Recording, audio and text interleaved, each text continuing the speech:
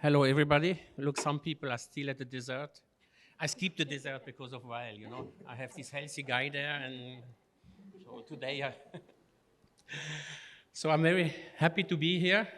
I think we have a great panel. We have very different backgrounds. So I will shortly introduce myself, but I'm only the moderator, so not important. I'm French. Nobody is perfect, I said already. But I'm working in Switzerland since about 30 years, mainly in the pharmaceutical area, often supply chain and now more IT. And I'm very happy, to do now a round of presentation. I let the presentation present themselves, so a quick round just of introduction and what is your key area. So Joanne, let's start with you. Yes, good afternoon, everyone. After the lunch, I'm sure all of you will be perked up even more. My name is Joanne. I am from the UAE, originally from the Philippines, but I've spent 12 years of my career in healthcare marketing in the Gulf. I was working in Qatar for 3 years, and now I'm working in Abu Dhabi, UAE. Almost spent 9 years of my career in healthcare marketing, and I'm now working as the head of marketing and sales of NMC Bahrain Cluster, which is under NMC Healthcare. Thank you, Joanne. Hello, everybody. My name is Thailand Energy. I'm the founder and CEO of LiveMedi. In LiveMedi, actually, we are trying to democratize the healthcare systems and make it reachable to all around the world. And basically, I'm an engineer, and I've worked for several years as a business developer and a strategist. And here in front of you, we are going to discuss very delicate issues here as an entrepreneur. Thank you. Hello everyone again, this is Özlem Helvacıoğlu. I'm coming from Turkey, located in Istanbul.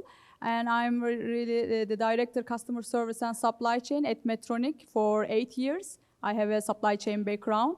And we will discuss most probably today what are the lessons learned after the pre-pandemic period, and what is the really changing dynamics in workplace, and how is the supply chain look like in the future environment. Thank you. Good afternoon, everyone. I hope everyone had a good meal. Abhay Shukla, I'm Senior Director working for Optum United Health Group. I lead Advanced Analytics Solution practice there.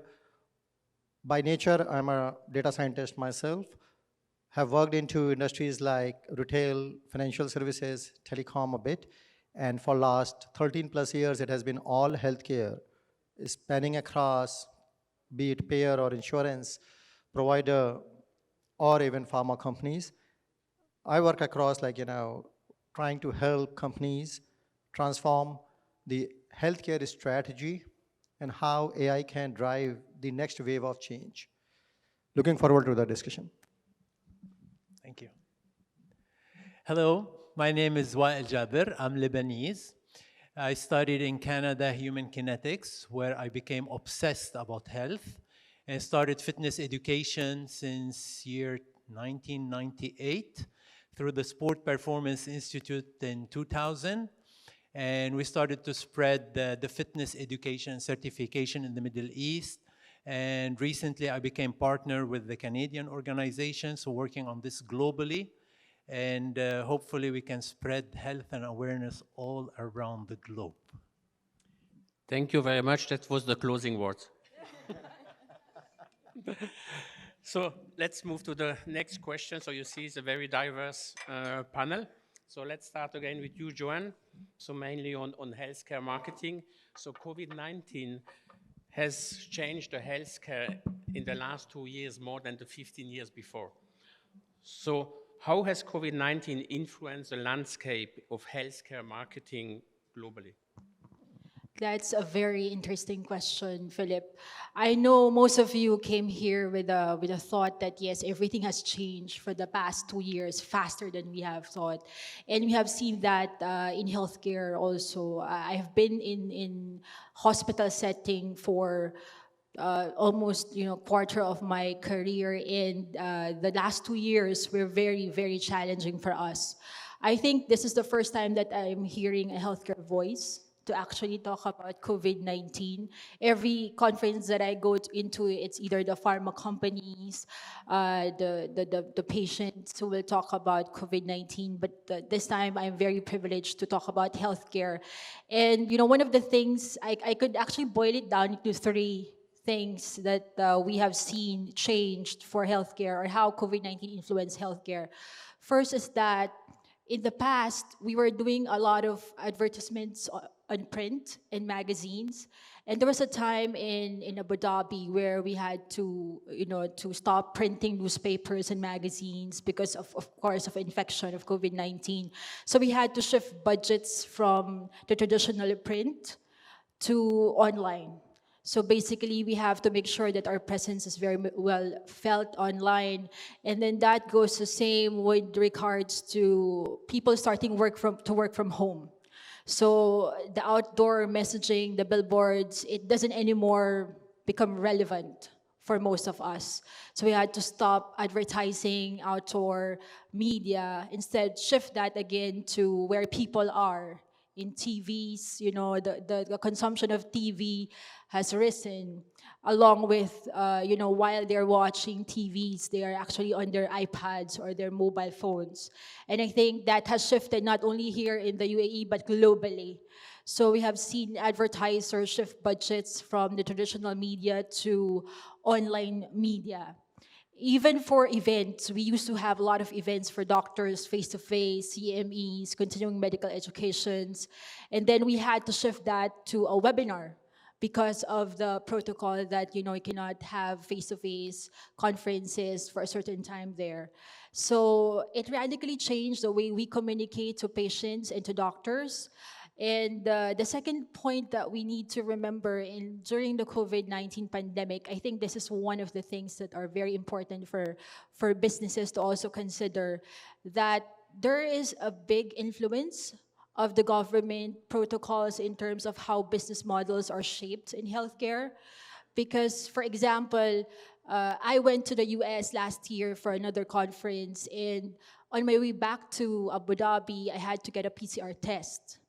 And on my way back, I had to ask my colleagues there, where can I get a PCR test? And for some reason, nobody can actually answer that, because at that time, the government protocol is at home kits. So there's no RT-PCR test that is readily available. You have to search the internet for that.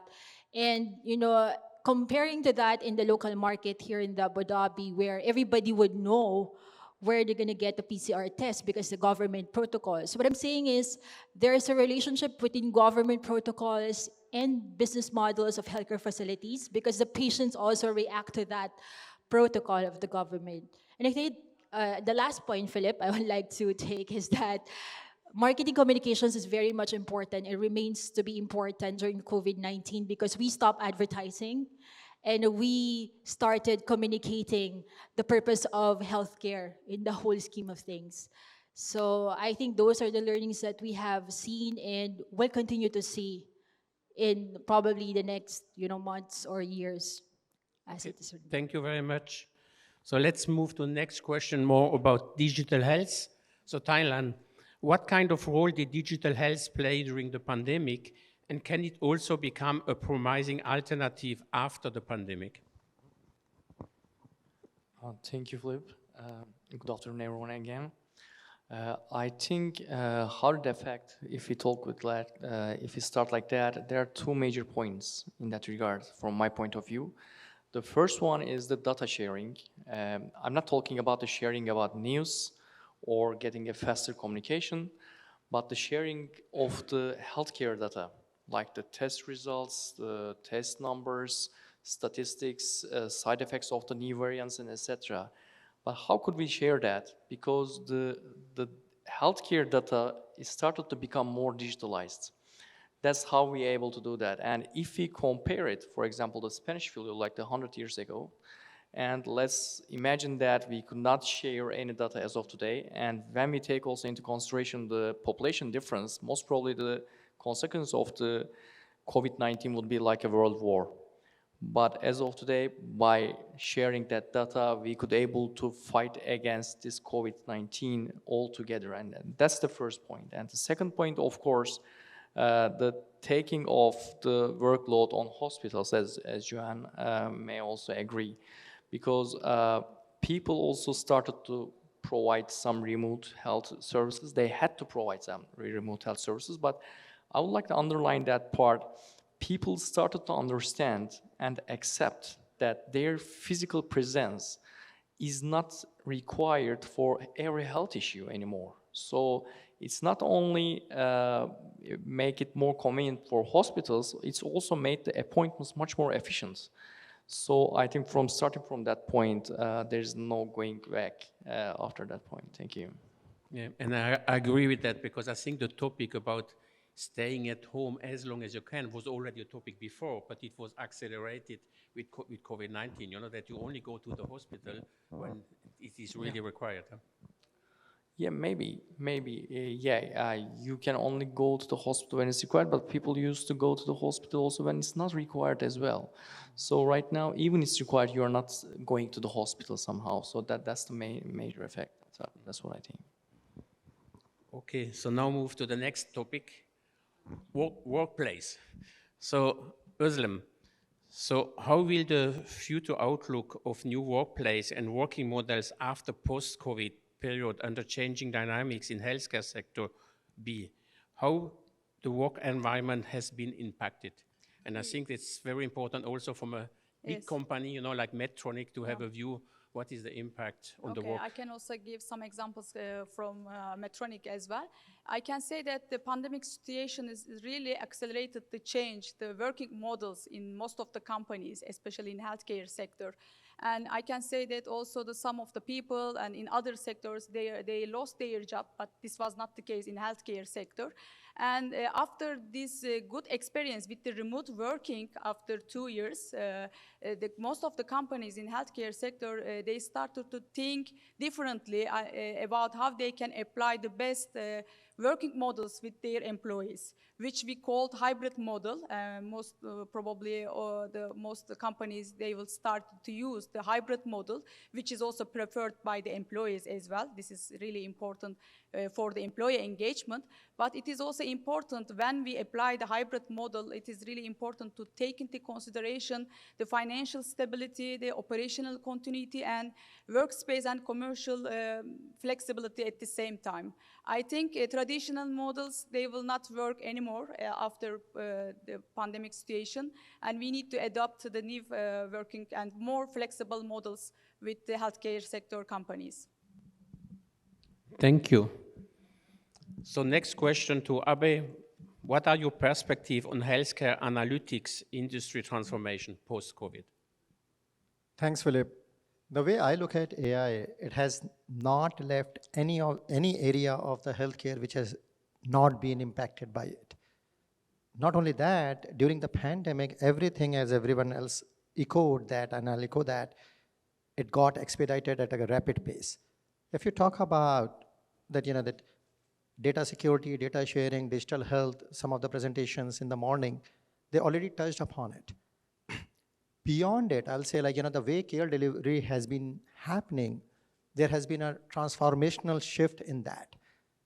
Meaning, the way we were going after the patients, how we were identifying them is all set to be changed, because many of the chronic diseases, we are looking at AI to tell us much more in advance, maybe 1 year or 6 months in advance, so that I can proactively intervene rather than being reactive as always healthcare has been. So in the population health management practice, there has been a transformational shift, no doubt about it. Not only that, when a patient is going from acute to post-acute care, and the VC was talking about the treatment, post-treatment kind of a thing, I see a transformational shift because some of the new product offerings coming out in the market and claiming that which post-acute facility you should be going, which are the patients who are at the greatest risk even after post-successful discharge from the hospital, is also a new phenomena. If I talk about explicitly about care delivery, there are some new areas which are emerging, such as mental health. It always has been there, but people were not talking or feeling shy. Suddenly you'll see so many startups coming in. So many companies started focusing on for their employees. People have started talking about burnout. So those are the kind of things like, which I see were almost non-existent or negligible prior to COVID. And post-pandemic, there is a lot being emphasized around mental well-being, whether it is anxiety management, stress management, depression management, burnout management, or even in general mental well-being. If I talk about the pharma industry, right, the way clinical trial, the way these vaccines were developed across the globe, not any of those companies did the conventional clinical trials. And the way AI came to the rescue so that you can simulate what will happen when those vaccines get applied on the masses, what would be the side effects. Learning it from a very small sample, that too over a very small period of time, where you are harnessing the power of the previous, all the clinical trials that has been done and the people's body reacted. So that was another, like for me, a transformational shift. Not only that, like, the world is now moving towards more personalized medicine, or you can say precision medicine, right? We are like maybe 2 steps away where the same medication, instead of saying that, hey, you take 25 mg or 50 mg, it will become based on your body type, based on your genetics, based on your other comorbid conditions, and the area or environment you belong to. It would be, the dosage would be getting automatically determined by the tablet or pill itself. We are calling it digital pill, enabled by the nano sensor. So those are the like kind of transformational shift that is all powered by AI. Also, last but not the least is the augmented reality. So that has taken away a lot many things and has enabled the state of the art of telehealth being delivered at the rural most areas. Of course, like, in the interest of time, I'll take a pause, but certainly, like, not any area that has not been touched by AI and not been transformed. Thank you very much. And I know we could do another panel discussion on healthcare in the metaverse and Web3 and stuff like that, but it's not the topic of today. So let's move to Weil. So Weil, what one can do on an individual level to prepare for the next inevitable pandemic? And I have trouble to say that because, pandemic is already not finished, but I think you have surely some good answers to that. Well, whether finished or the new one, life will always bring us challenges. And what we need to do, always we like, the government to take care of things, the health sector to take care of things. While this is super important, we should not neglect our personal responsibility to take care of ourselves. And no matter what we're going to face, we need a strong immune system. And this is where preventive medicine comes in. And many people know what needs to be done. We need to exercise. We need to do some physical activity with effort, eating properly, sleeping well.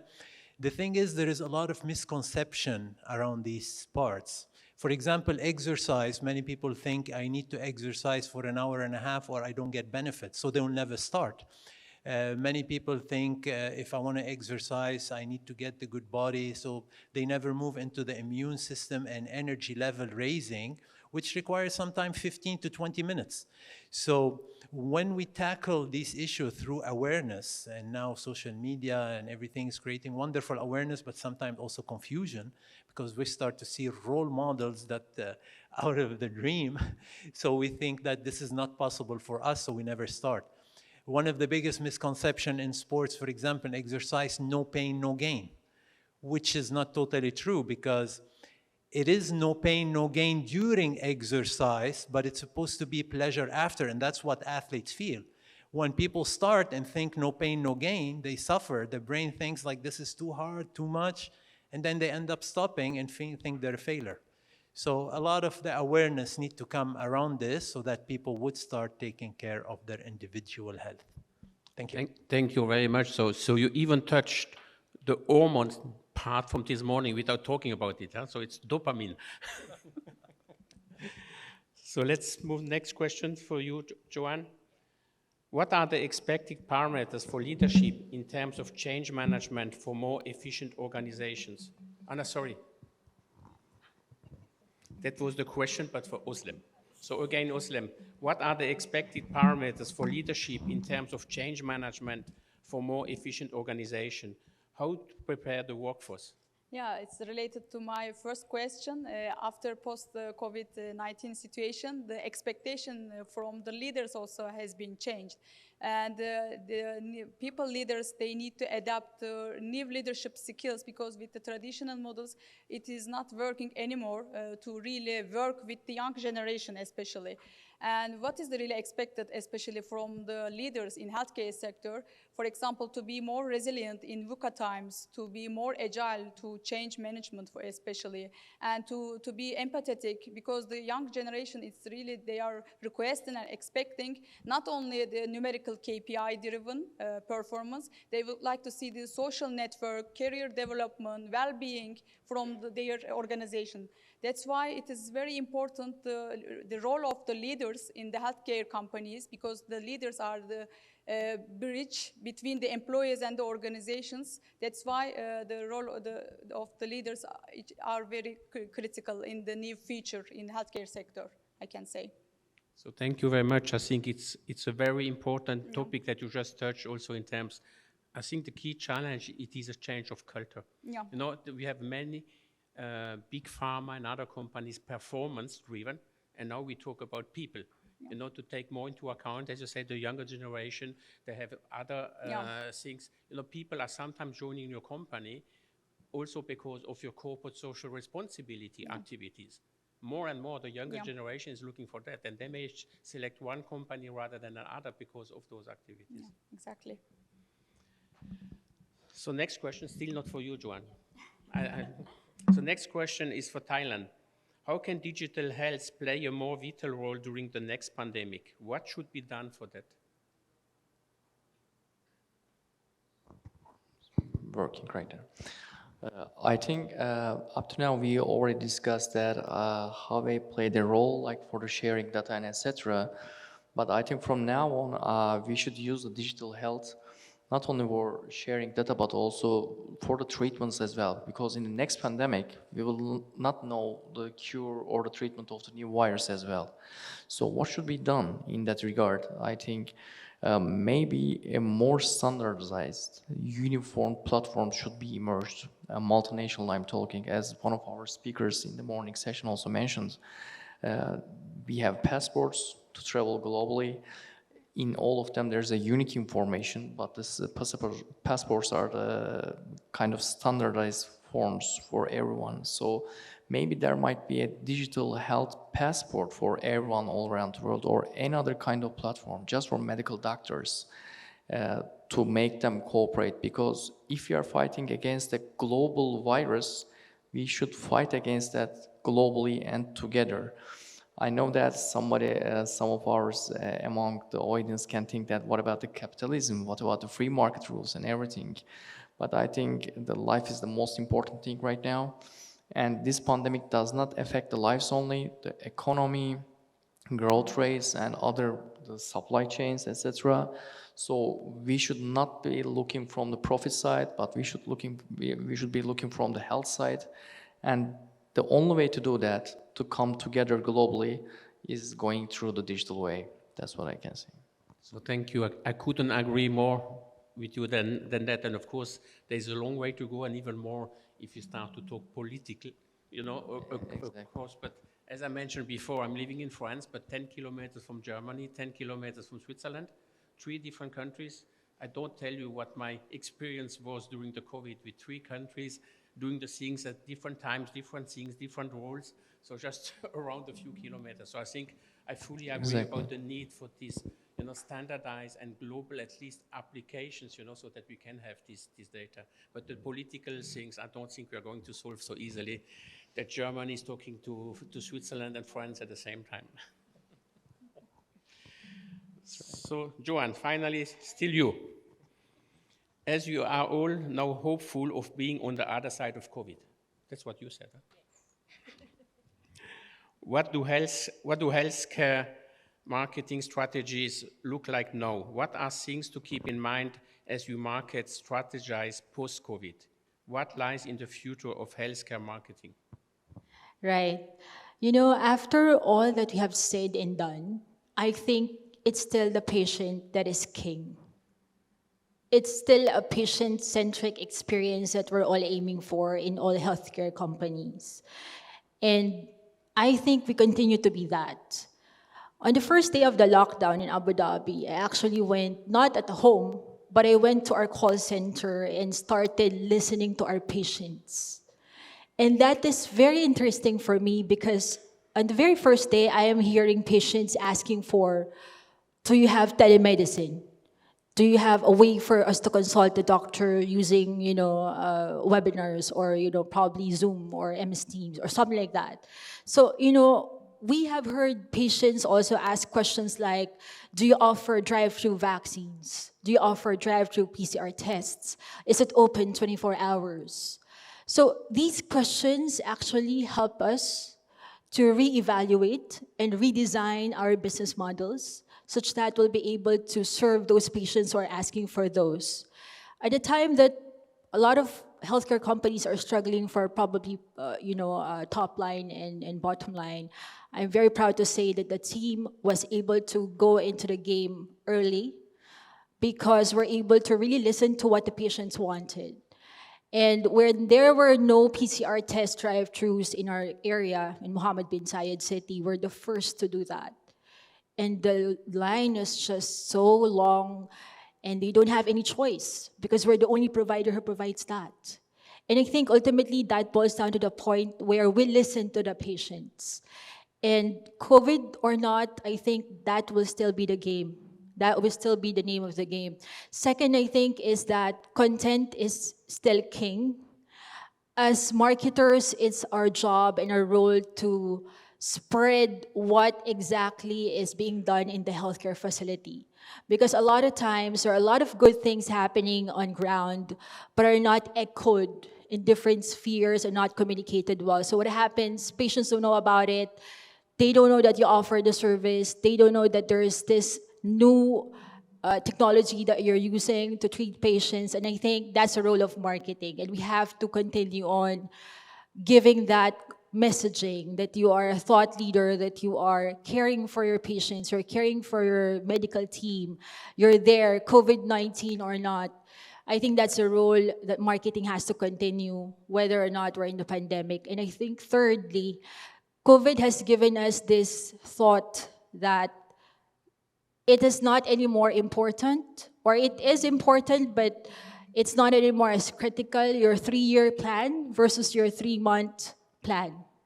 Because sometimes you plan ahead 2 years, 3 years, 4 years, 5 years.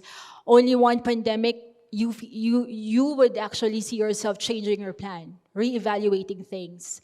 I think at the grander scale of things, it will be nice to have those long-term plans, but it will also be nice if you are flexible and adaptable to make it to 3-month shorter sprints. So those are the key points, I think, if we're going to envelope it and distill it to 3.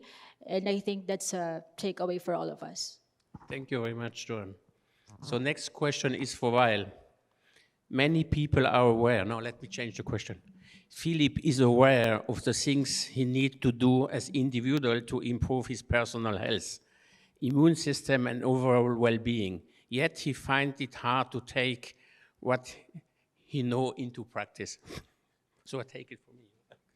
I know that I should. You feel it inside, don't you? But it's something really I can feel for it, So what advice can you give them or me? Yes. When we talk to people, we do find that a lot of people know exactly what needs to be done. It's simple, when we talked about exercise, sleep, food. Yet it seems that's so hard to do. And one of the reasons, again, I said it's a misconception. And what is the solution for that? A good way is to actually write down what needs to be done on a paper. See, we need to first understand the brain. The brain keeps jumping from one idea to the next, never settle down. And at the same time, focus on what it cannot do or didn't have or didn't receive and keep repeating it. And once we do that, we start to have the sense that it's not possible for us to do all the things to take care of our health. It's too much, 2 hours, 3 hours, so we end up not doing anything. So at University of Carleton, they did a study and they called it the 5-minute takeoff, which is beautiful because it works with how the brain works. When you think about everything, you're never going to start, you write them down, and you only focus on the first most important thing now that you want to start with, and say, I'm only going to do it for 5 minutes. So you want to walk? Walk for 5 minutes. Now, 5 minutes is not enough to change health, but it's enough to create the habit in the brain. Once we do it every day, 5 minutes, then another 5 minutes will be easy. And then another 5 minutes. And even 5 minutes, if it's hard, there is the 5-second rule, where you count 5, 4, 3, 2, 1, and you just do the 5 minutes. So don't give time to your brain to think about it. And we think that people who do a lot, they have willpower. Actually, willpower is an energy that gets depleted. So we have good willpower when we wake up in the morning. We don't have willpower after a long day of work and being exhausted. And we know when we get to the sweet and chocolate at night, right? So we should not overrate willpower, but what we need to create is habit. And when habits are created, then it's easy to move to the next and the next. So we want fast solution all the time, but sometimes to change our health, maybe we need to plan for the next year. Hopefully no more pandemics, so no next pandemic. But this way, it will happen gradually, and we can maintain it forever, hopefully. Thank you, Wael. You convinced me. But I think I have a first step before. The first step before would probably not to switch on my smartphone when I wake up and first do the first step that you said. Because once you start the smartphone, you have so many things in the... Okay. So last question before we open to the audience. So Abe, as per you, what should be a good roadmap to establish an AI-driven healthcare organization? Certainly. I think like the way AI startups are mushrooming, they have spiked in last couple of years, in healthcare especially, right? Everyone wants to go AI route, large to small firms. Hire a bunch of data scientists, data engineers, develop state-of-the-art infrastructure, have an AI strategy. Bingo, that's what like people think is good enough. The missing link there is, it's not going to help you to have an AI-driven organization, but it is certainly going to help you to have an AI department. What is the missing link there? The missing link is your employees are going to feel threatened that their job is going to be eaten out by AI. That's the very first insecurity which arises the moment you talk about AI. The second thing is, when you think about when people think about AI, being AI driven, that means lesser number of jobs, lesser departments, more automation. That's where the compassion piece comes in. Your AI strategy needs to be framed keeping compassion for your employees. Also, the second most important thing is what can be replaced by AI, what cannot be, and what should not be. For example, there are many doctors here. Do you really want that, hey, I have a 98% precise model for a particular disease? Should I tell doctor, hey, you don't say that this person doesn't have, my model is saying that it is there, and doctor is like outrightly rejecting. Right? And that's where you get into the conflict, because you're not compassionate to the practitioner. There could be many more attributes which is beyond that AI model that has been deployed. So that is another thing that we need to keep in mind. The third thing I'll say, keep also in mind for your AI strategy, what is one thing that this is how this is going to be used towards the end and how it is going to help me, what part of the problem solving. We don't think about it because if there is a black box model for a particular area, answer comes in yes or no. Is it helpful? And 80% of the times it is not, because people are like, so what? You are saying don't go this way, but then which way I should go? What is that I need to correct? AI model is not telling you that, because we did not think at the stage one. And now months and months of efforts have gone in to come up with the 5-layer deep neural network model. And that is the missing link.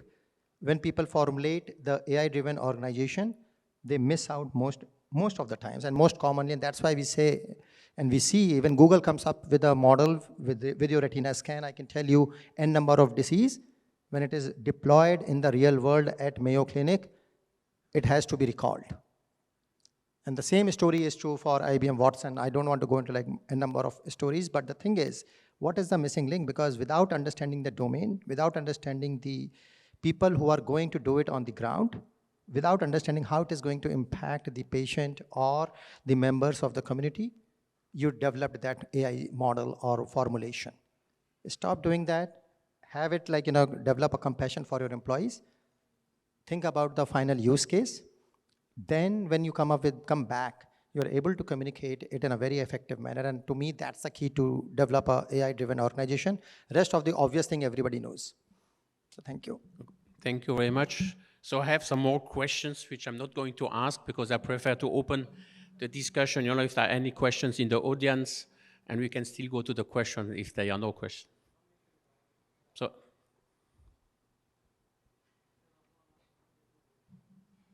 Hello, thank you for all the wise sharing that you have just given.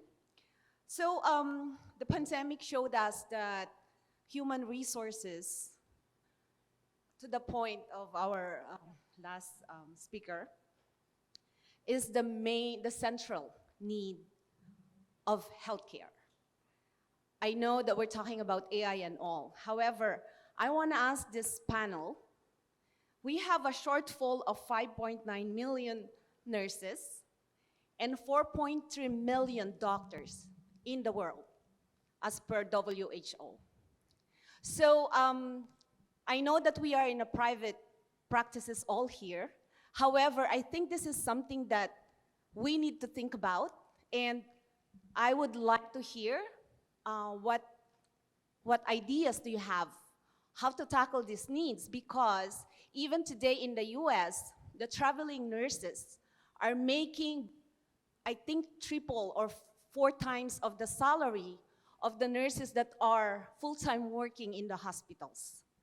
And also the developing countries are suffering from shortfall more than the developed countries because they can pay more than the developing countries. So there's an obvious disparity. And not many also kids right now wants to be a doctor or nurses because they want to be in AI, right? So how are we going to balance this? Because at the end of the day, it's the children that are coming up in 10, 20 years that will have to face this problem. Thank you very much. Great question and fact. So I think I will give the word to Joanne and maybe Abe, but let me still put my point on that one as well.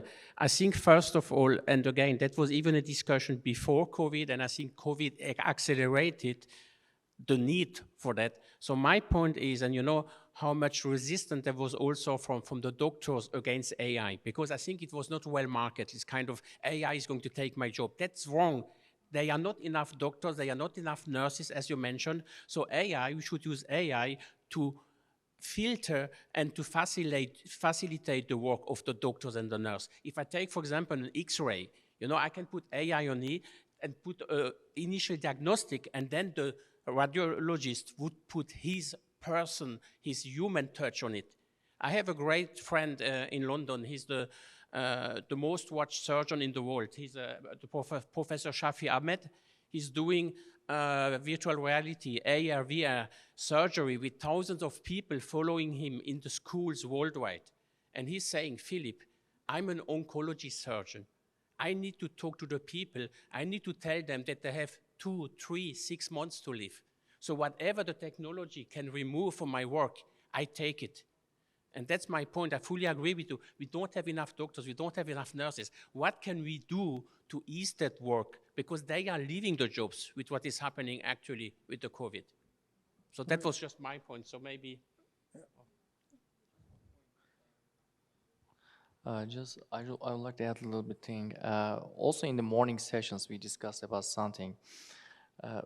During the emergency case, like pandemic, COVID, or the next pandemic, whatever it is, we cannot design all healthcare system according to the emergency cases. It's not possible, it's not feasible, and if you design all the hospitals or the number of doctors or nurses according to that, during the normal time, it will be quite inefficient. So the new trend is that instead of making treatment or instead of increasing the number of nurses or doctors, what also in the morning sessions they mentioned, the preventive medicine We are trying to make people not sick and not to get to there. That's the new trend, and that seems the only solution right now. Otherwise, not gonna be 5 million. Maybe in the next pandemic, it's gonna be 10 million like. But AI can help only up to a certain level. But even after AI, even if you have a diagnosis, you will still need to see a doctor. So again, it will be the lack of the. So the only way is that to prevent them to come to the hospital to that point. So that might be the only solution. And if I may add to Philip, when the question you think about the capacity, you are thinking about there is a capacity crisis. Yes, I agree there is a lot of healthcare professionals that we need in the industry, and lesser we are. So of course AI can come to your rescue, but beyond that, another thing is that how you evolve the virtual care delivery. Sorry for my mumbling. Virtual care delivery, right? That is another thing, right? So far it has been always offline care delivery organizations. So we have to go to the virtual route. The way I envision the future of healthcare or disruptive, think about it this way, that the nurses, the same amount of nurses, but catering more in a distributed healthcare delivery. As in the way you see these cab aggregators, the Uber, the Olas, can we not have a pool of nurses which are going on need basis, whichever hospital needs them, rather than getting married to one hospital where you may or may not need? That is another way of looking at it. Another point that I'll add is these care ambassadors we have to create in the society, and the remote telehealth or remote care offerings are going to enable that, where an expert sitting anywhere in the world is guiding those healthcare ambassadors how to do it, and they are basic trained. The basic training has been given to them.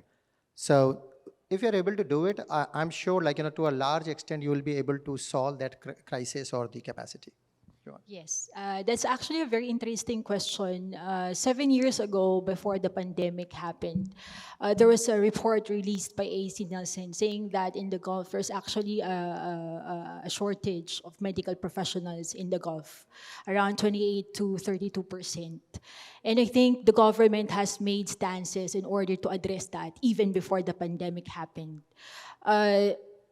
Protocols such as, for instance, easing of the visas for medical professionals going here in the UAE is one. In fact, very recently, the UAE government has released the Golden Visa. For those of you who are not aware, Golden Visa is actually a 10-year visa that allows scientists, medical professionals, doctors, and all engineers to have a tenure of 10 years working in the UAE, because the traditional contract is that you can only work every 2 years, depending on your contract. The employer has to renew it every year or every contract end. But now with the Golden Visa for doctors, for engineers, scientists, they can actually live here and work here for a minimum of 10 years. And I think this is a stance of the government in order to attract talents to go here and work in the healthcare ecosystem, and among other industries, that is. So I think answer to your question is, it's not an overnight thing. We cannot solve that overnight. We have to work with the regulatory bodies in order to be able to address that, because every country will have its own resource limitations, will have its own protocols, laws, and we have to work alongside that. Exactly. My point is we have deficit of doctors and nurses in the world. So UAE can import all those nurses, which means it's depleting the number in other countries. And so it's not attractive anymore for young people to study medicine nor nursing right now. I think that's the main issue. I agree with AI and all, but you still need people to work. And if no one will study to become a nurse or doctor because it's expensive and it's being depleted from other countries, this is a global problem.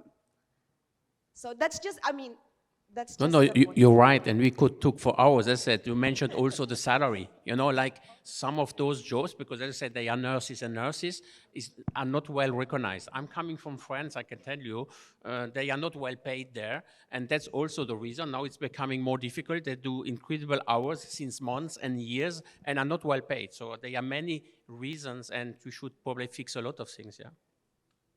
So thank you very much. I think we're already above time. So let's give a big applause to my colleagues, panelists here. And thank you for you to listening.